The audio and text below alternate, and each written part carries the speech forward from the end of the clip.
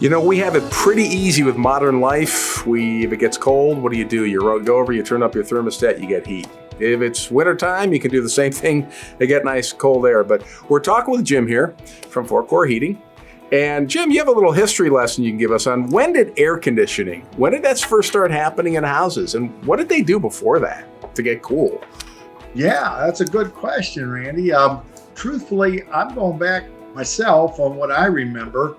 We lived in a suburb and nobody had air conditioning at that time. I mean, nobody. And we all lived in front of the box fans. I mean, I'm sure there's people out there can remember 2 or 3 box fans. And, me and my brother slept in a room. And when he went to sleep, I thought, well, it's time to point the box fan in my direction. Of course, He always happened to be awake and call me on it. But I remember the first air was a friend of mine down the street. His parents got air conditioning. And I'll tell you what, I looked for any excuse to stop down at his house. And he'd want to go outside and play. And I'd say, what's your hurry? Let's sit here for a while, It's nice and cool in here. But residential air conditioning was expensive at the time. And so people really weren't investing in it. I remember my parents got a window air conditioner and put it in their bedroom. And then when it got hot, we'd all drag in mattresses or whatever and camp out there on the real hot stuff. And but then as the price came down and everybody started to get it, and now it's pretty much a necessity. It's even for health conditions recommended. People don't sweat out the heat.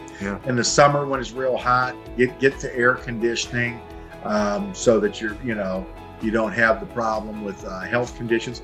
But yeah, I mean, it's air conditioning they say it's settled the South that, who wanted to live in Florida in July, but now not so big a deal, so your air conditioning is definitely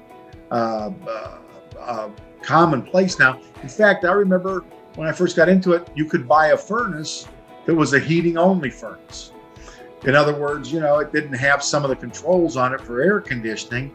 And that'd be like buying a car with an AM radio now. I mean, I just don't think you can.